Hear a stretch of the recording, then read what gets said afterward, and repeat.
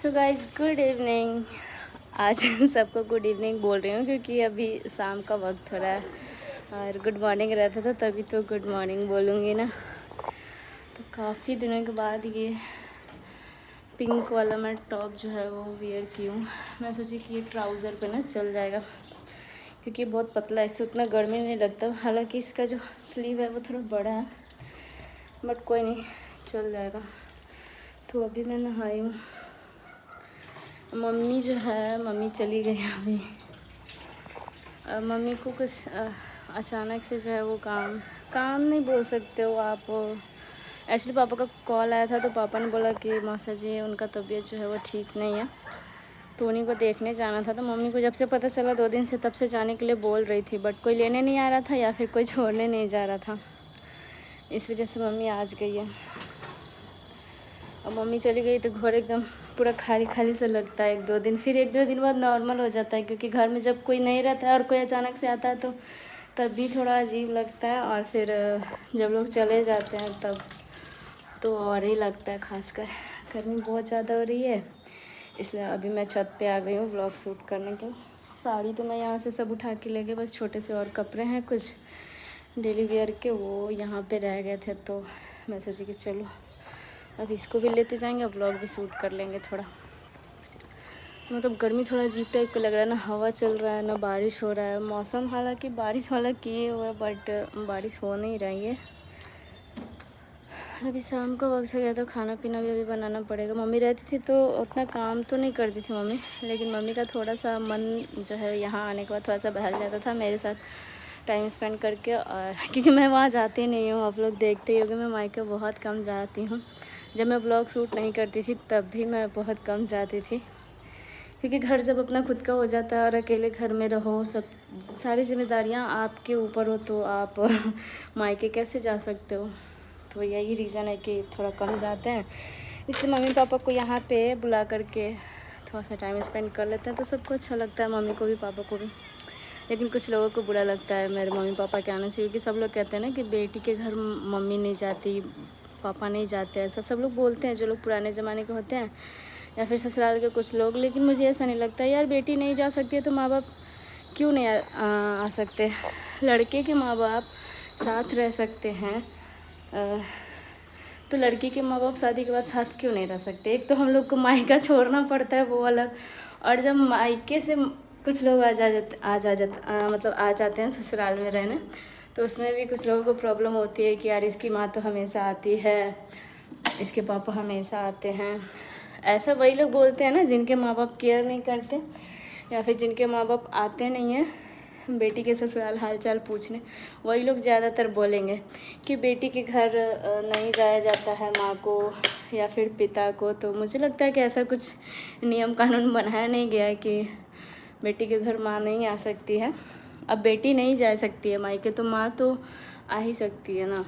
तो इसमें मुझे नहीं लगता कि इतना बड़ा किसी को इशू क्रिएट करने की ज़रूरत है। बट कुछ लोग होते हैं छोटी सोच वाले, मैं उन लोगों को बोलती हूँ कि ऐसा सोच रखते होंगे। और ख़ासकर मैंने बोला कि वही लोग रखते हैं जिनके माँ बाप उतना केयर नहीं करते। और मेरे माँ बाप ऐसा ना कि मैं नहीं जाती हूँ लेकिन ऐसा वो लोग कभी नहीं सोचते कि बेटी मेरे घर नहीं आती तो मैं भी नहीं जाऊँगा या फिर मैं भी नहीं जाऊँगी या फिर भैया भाभी रोक दिया, ऐसा कुछ नहीं है। मेरी जब भी तबीयत ख़राब हुई सबसे पहले मेरे मायके वाले दौड़ के आते हैं, उनको बस पता चलना चाहिए। यहाँ तक कि मैं बात भी कम करती हूँ लेकिन इस बात का भी उन लोग कभी गुस्सा नहीं करते कि इतना कम बात करती। तबीयत भी ख़राब होता है तो मैं नहीं बताती, मेरे हस्बैंड बता देते कि आरती का तबीयत ख़राब है तो लोग दौड़े दौड़े से चले ही आते हैं। तो कहीं ना कहीं रिश्ते में ये चीज़ भी एक अच्छी होती है कि भले ही बात कम हो बट थोड़ा सुख दुख में साथ रहे, वो ज़्यादा अच्छा नहीं। अब ऐसा नहीं है कि रोज़ 2 घंटे बात करो और जब ज़रूरत पड़े तो वो साथ ही नहीं हो इंसान। तो ये चीज़ मुझे अच्छी नहीं लगती है। बात थोड़ा सा कम हो बट रिस्पेक्ट और केयर जो है वो रिलेशनशिप में बन के रहना चाहिए। तो अभी यहाँ पे सूट और टॉप है वो सब आयरन करने के लिए मैं यहाँ पे बेड पर रखी हूँ। लेकिन अभी ये सब ऐसे कपड़े हैं ना जो मैं रखी हूँ फोल्ड करने के लिए और आयरन करने के लिए, जो भी मेरे यूज़ में नहीं आने वाले, ये सब ठंड में ही यूज़ आएंगे। लेकिन साड़े सब छुटका में धुलाए थे तो ऐसे इधर उधर पड़े चल रहे थे तो मैं सोची कि सब जब ऐसे ही वार्डरोब में रखने में थोड़ा सा अजीब सा लग रहा था और वार्डरोब में मैंने अलग अलग सेक्शन बनाया है कि एक सेक्शन में ऐसे साड़ी रखूँगी, एक सेक्शन में ऐसे टॉप रखूँगी, एक में जीन्स रखूँगी या फिर कुछ वेस्टर्न इंडियन, ऐसे करके मैं सोच के रखी हूँ ताकि कोई चीज़ जल्दी ढूंढूंगी तो मिल जाएगा टाइम पे।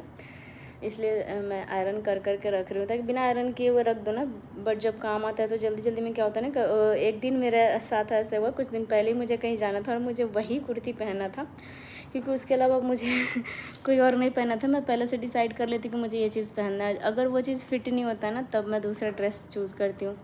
बट उस दिन क्या हुआ कि मुझे बिना आयरन के पहनना पड़ा, बट तो पता नहीं चल रहा था, लेकिन मुझे आदत है कि आयरन करके अभी भी मैं ये टॉप काफ़ी दिनों के बाद पहनी हूँ, बट इसको अभी मैंने किया है आयरन। मुझे आदत है घर में भी आयरन करके ही कपड़े पहनने का, इसलिए मैं सारा कपड़े एक बार रख देती हूँ और धुल के जो मैं कलेक्ट करती हूँ 3 4 5 हो जाते हैं, फिर उसके बाद एक बार आयरन कर देती हूँ। टी शर्ट में तो हालांकि उतना ज़रूरत नहीं पड़ता।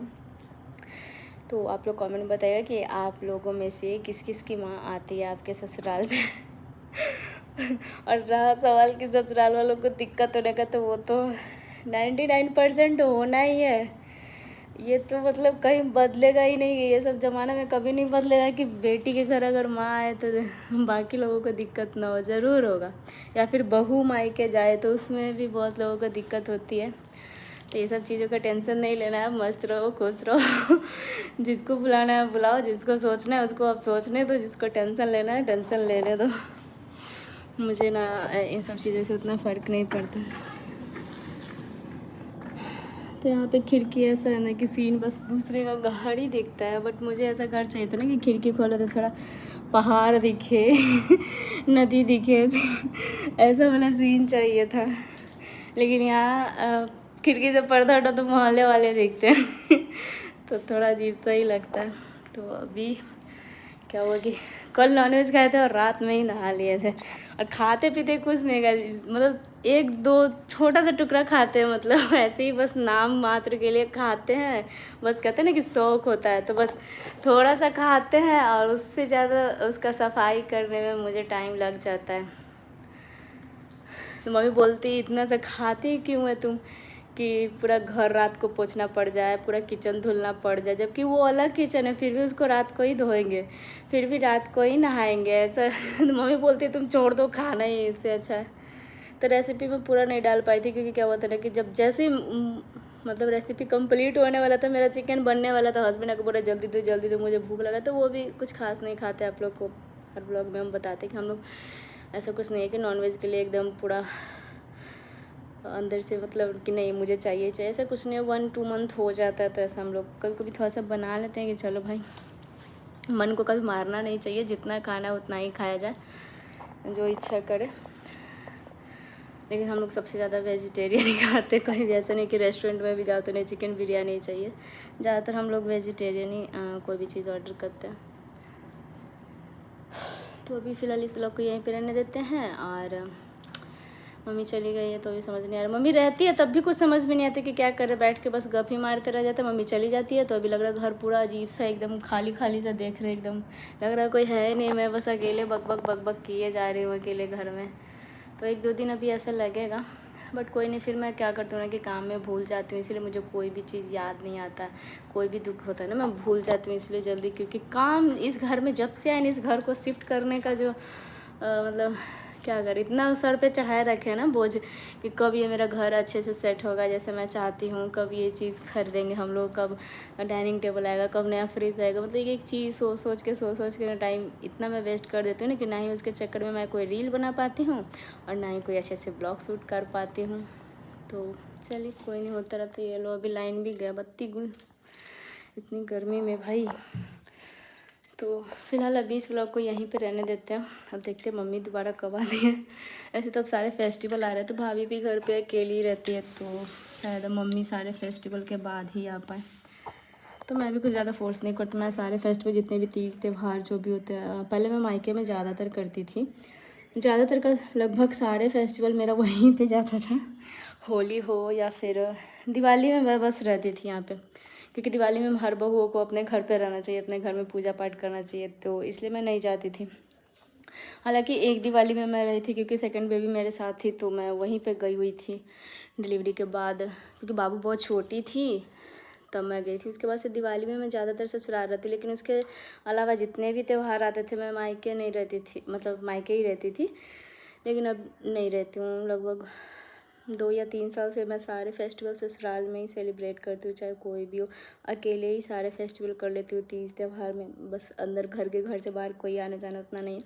अब तो व्लॉगिंग भी स्टार्ट हो गया, मतलब व्लॉग बनाने का दिमाग में ये रहता है कि अरे नहीं ये चीज़ आ रहा है, ये ऐसा ये फेस्टिवल आ रहा है तो उसके लिए व्लॉग जो है वो बनाना है। तो अब तो और माइंड जो है इधर उधर थोड़ा डाइवर्ट हो जाता है कि चलो अब कुछ नहीं लगता है कि मायके जाना है।